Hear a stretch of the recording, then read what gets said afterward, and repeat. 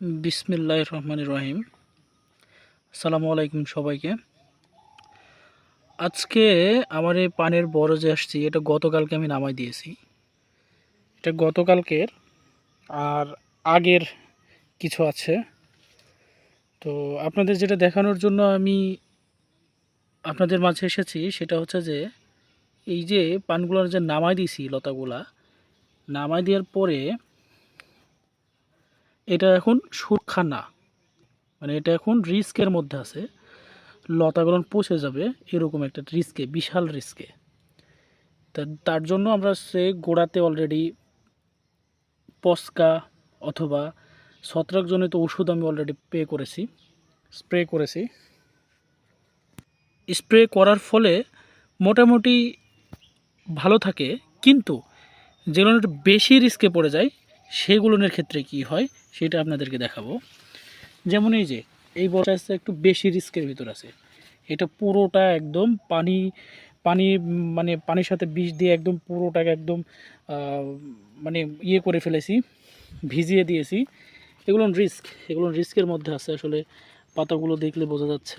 হ্যাঁ, তো এইটা হচ্ছে ছত্রাকজনিত সমস্যার কারণে হয়েছে।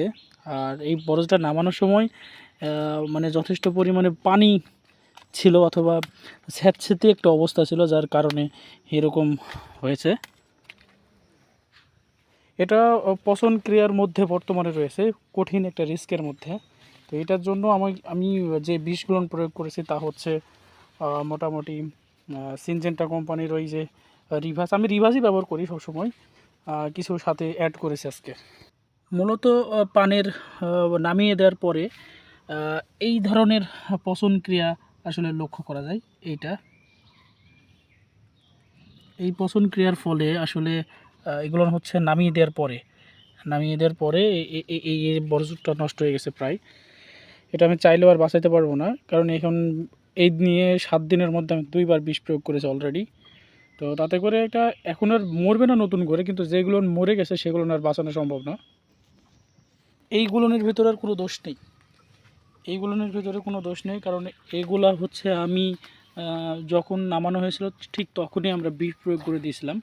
কিন্তু যেই বরজটা দেখালাম মরার মধ্যে রয়েছে, সেই বিষটা সঠিক সময় দিতে পারিনি, কারণ বৃষ্টির কারণে আসলে সঠিক সময় বিষটা দিয়ে উঠতে পারিনি, যার কারণে আমার ক্ষতিটা হয়েছে। আপনারা বিষগুলো একটু বেশি বেশি করে প্রয়োগ করবেন সঠিক সময়ের মধ্যে।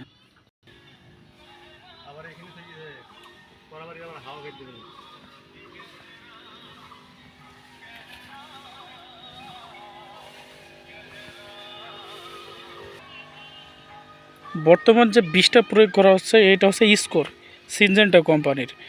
এই বিষটার মূলত কাজ হচ্ছে পাতাকে সবুজ করবে বেশি করে, আর হচ্ছে ছত্রাকজনিত কারণগুলো যেগুলো আছে, যে সকল কীটনাশকগুলো এসে ছত্রাকজনিত কারণ বের করে দেয় সেগুলোকে আসলে মেরে ফেলার মানে একটা ভালো বিষ এটা।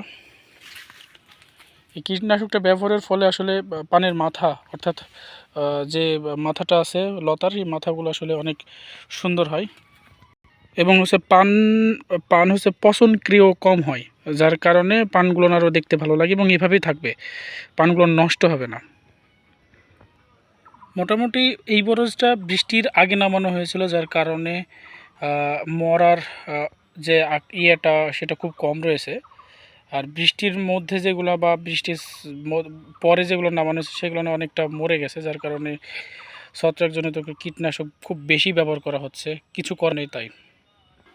যাই হোক, কারো পরামর্শ লাগলে অবশ্যই আমাকে কমেন্টস বক্সে জানাবেন, আর হচ্ছে চ্যানেলটা সাবস্ক্রাইব করবেন।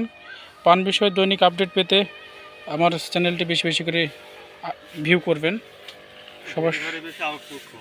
সবার সুস্বাস্থ্য কামনা করে এ পর্যন্ত রেখে দিলাম।